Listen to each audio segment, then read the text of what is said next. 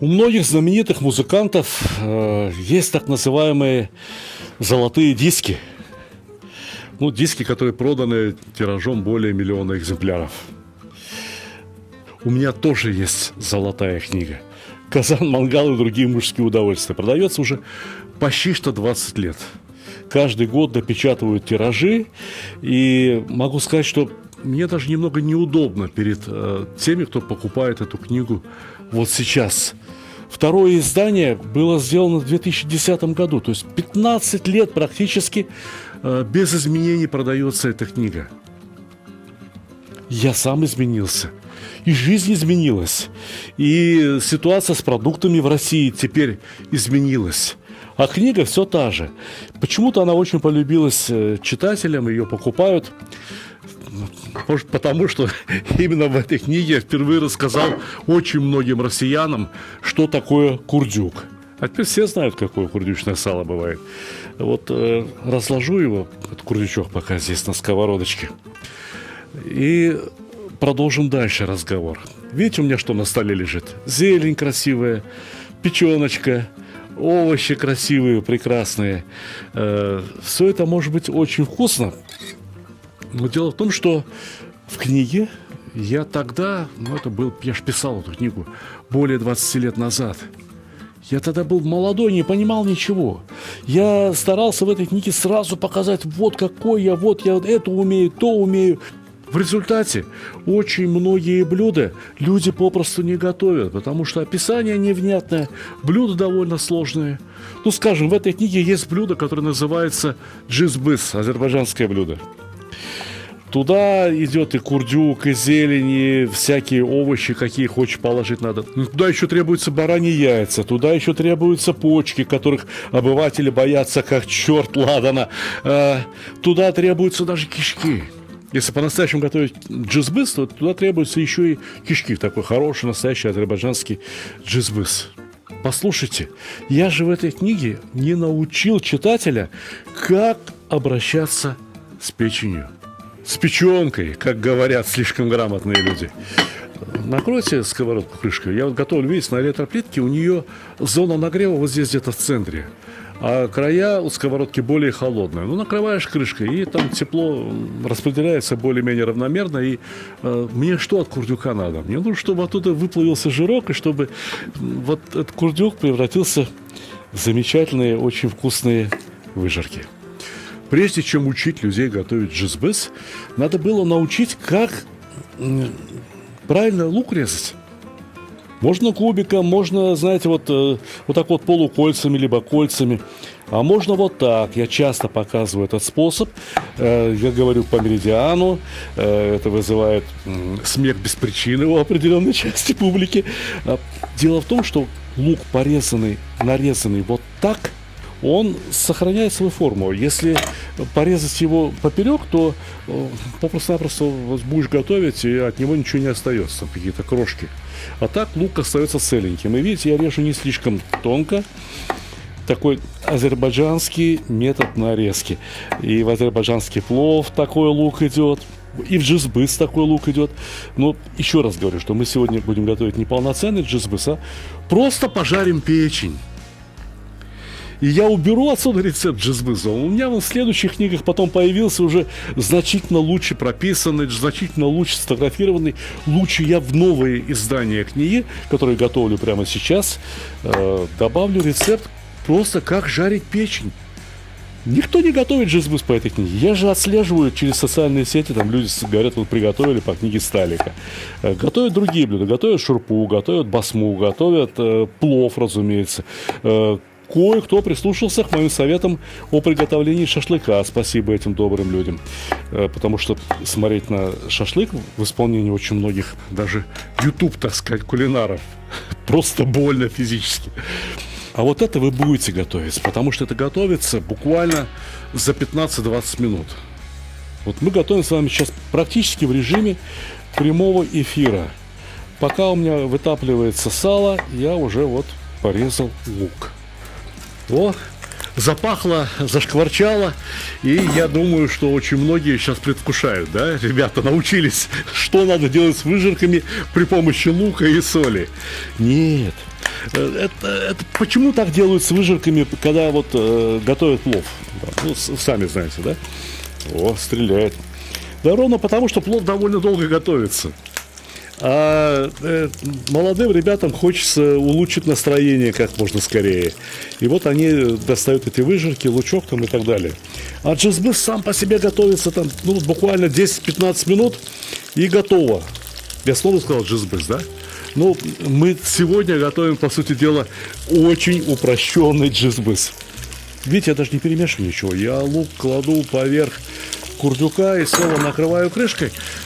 Да, он прогреется лук, а потом, когда... Да он прогреется лук, а потом, когда я начну его перемешивать, все произойдет очень быстро.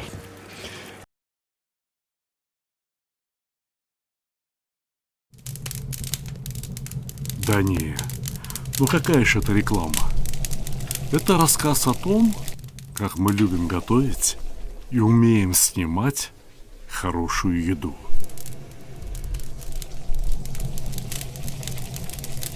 Ну или толстый намек на то, как могла бы выглядеть ваша реклама, если бы вы разместили ее у нас. Да это была бы просто огонь, а не реклама. Ну а пока наслаждайтесь и приятного вам аппетита.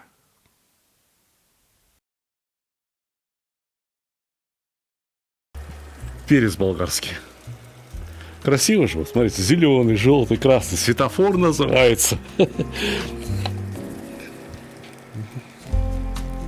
Так вот, снова возвращаясь к теме вашей любимой книги «Казан-Мангал». Очень многие люди говорили мне, что именно благодаря этой книге они начали готовить, полюбили готовить, и их жизнь изменилась в лучшую сторону. Они стали вкусно кушать, хорошо жить, к ним стали гости приезжать, не знаю, хорошо это или нет. Я думаю, что хорошо, когда гости приходят к тебе домой, и когда они хотят попасть к тебе домой. В 2025 году я выпущу третье издание этой книги, которое будет учитывать все реалии современной жизни. Я уже не буду рассказывать вам, что такое курдюк.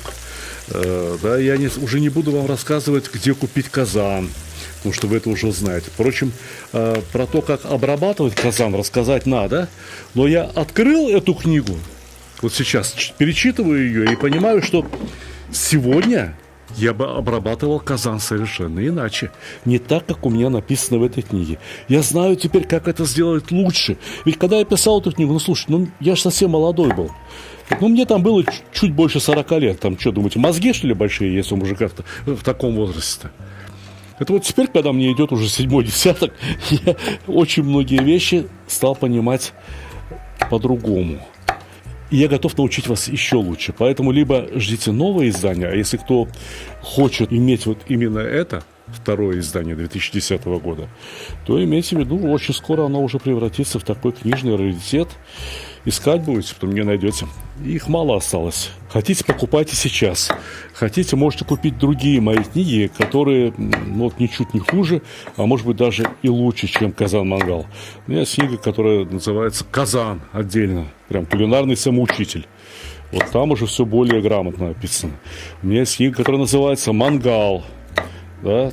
Ну, я ее тоже буду скоро переделывать, не знаю, там, может быть, через года 3.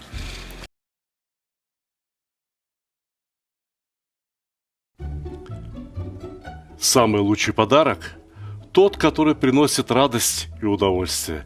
Особенно если речь идет о мужских удовольствиях.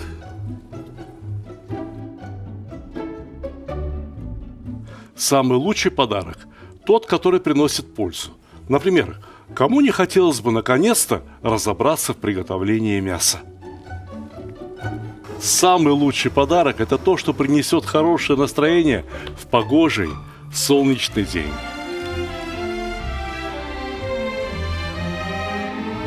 Самый лучший подарок – тот, что способен научить чему-то полезному и вкусному.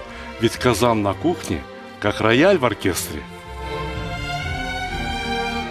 Самый лучший подарок – это расширение кругозора. А вы думали, что плов – это блюдо с единственно верным рецептом? А не пора ли покорить все вершины великого блюда?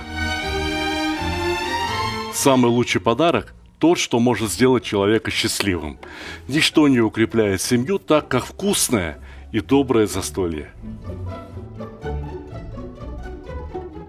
Отличный подарок – это книга с новыми рецептами из хорошо знакомых продуктов, к тому же приглашающая в очень вкусное путешествие в мир Востока.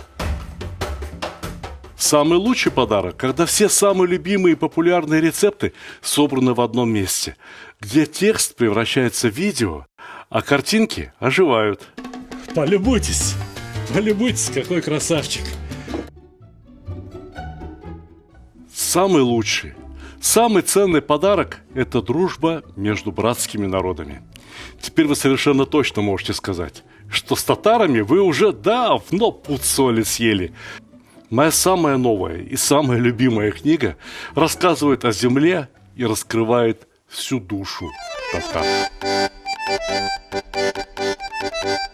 Эти книги теперь можно купить любым удобным для вас способом. С автографом в моем личном интернет-магазине, либо с быстрой доставкой через Озон, либо с большими скидками и кэшбэком в мегамаркете. Ссылки в описании к ролику, а также в верхнем комментарии. А пока что вот надо убрать в стороночку перец, потому что печень уже пора порезать. Смотрите, видите, как вот лучок правильно жарится? Ну, перемешаем один раз. И всегда надо иметь в виду, что если вы пользуетесь какой-то индукционной плиткой, электроплиткой, что нагрев преимущественно с середины идет. Чем шире ваша сковородка, тем больше у вас диапазон температур, который здесь есть на этой сковородке. Это не так уж это и плохо на самом деле. Потому что то, что пожарилось, отодвинул к краям, середину оставил свободной и опускаем туда, ну, например, печенку. У меня печенка полежала в холодильнике немножко. Но нам же кушать. А вы купите себе свежую. Вот прям когда пойдете на рынок, вот там свежую, чтобы она вся была вот такого цвета. На ней не должно быть белых пятен. Там вот под печенкой не должно быть никаких уплотнений. Если вы будете готовить печенку крупными кусками, хотя я не очень понимаю для чего, то обязательно снимите с нее пленку, потому что пленка стягивается, искажает кусочки формы печени, и из печенки начинают выходить все соки. Пересушенная печень, это хуже этого не знаю, там, что может быть, вот сухая печень. Если кто-то не любит печень, то я уже заранее знаю, что человек не виноват. Человек сам по себе может быть хороший, а печенку он не любит, потому что его, не знаю, там бабушка, мама, кто-то когда-то в детстве заставили есть этот очень полезный продукт, который они сначала испортили. Они его жарили до такой степени, что печенка превратилась в нечто сухое, невкусное, ужасное, и потом засунули насильно в рот ребенку. Я бы на 15 суток сажал за такое. Честное слово. Вот, смотрите, печеночку вот так вот нарезали такими ломтиками. Охо! Что там за салют такой под сковородкой-то?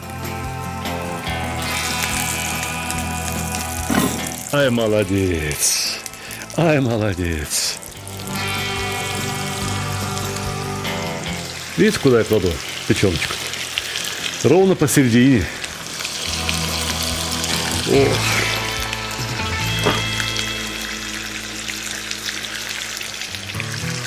Вот теперь надо посолить и перемешать. Соли я беру примерно вот так вот. Там же еще нижний слой печенки есть, еще овощи есть, так что будет все нормально.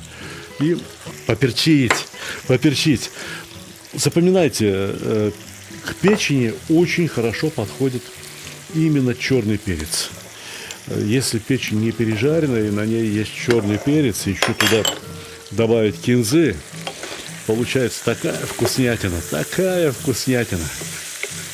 До этого у нас все время была крышка закрытая, да, а теперь уже все, вот, при открытой крышке. Да давайте перец тоже сразу положим. Можно было бы и потом. Перец можно и сырым есть, да, он же вкусный. Ну вот сейчас чуть-чуть еще тут припустится, пожарится, станет чуть-чуть мягче. Но не надо, чтобы он совсем уж потерял цвет. Не надо, чтобы превращалась там вот шкура от перца отдельно, это отдельно все. Ну, помидорки тоже там, не знаю, как порезать. Да, вот так вот.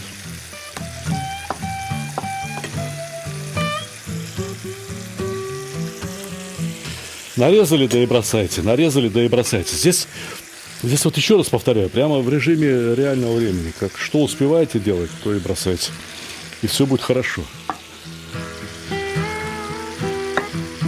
Дно у сковородки хорошо нагрелось уже. Теперь поэтому помешивайте почаще, потому что те кусочки, которые там лежат на дне, они-то ого-го. А те, которые лежат наверху, ну здесь прохладненько.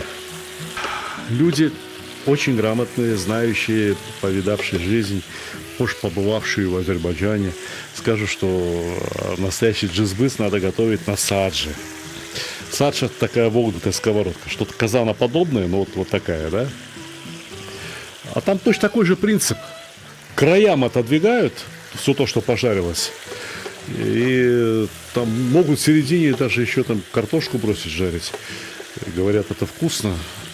Знаете, помидоров хватит. Помидоров хватит, потому что надо еще нарезать зелень. Обязательно надо нарезать зелень. Я начну с зеленого лука.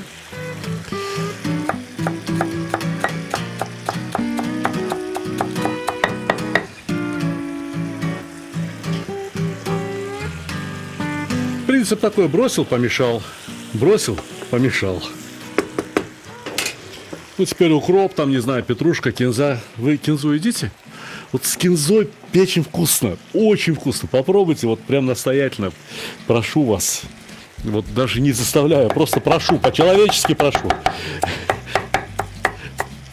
Ух, пахнет. Пахнет как хорошо. В счастливое время мы живем, ребята. Зима, не зима. Вот помидоры. Вот свежая зелень.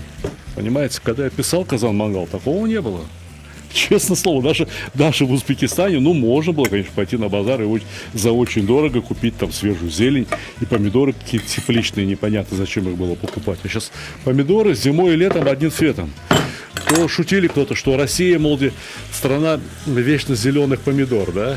А теперь да, в России самые лучшие помидоры сейчас.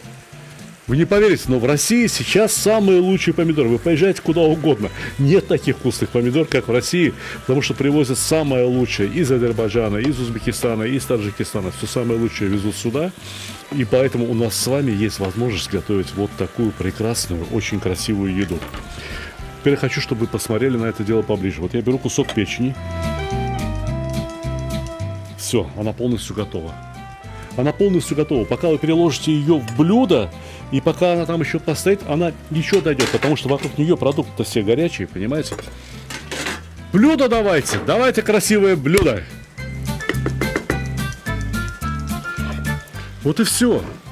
И если вот такое не будут кушать ваши дети или даже ваша бабушка, то значит я ничего не понимаю в жизни. Потому что это так хорошо, что здесь просто даже сказать нечего. Надо просто поднять блюдо вот так вот на руки и пожелать приятного вам аппетита.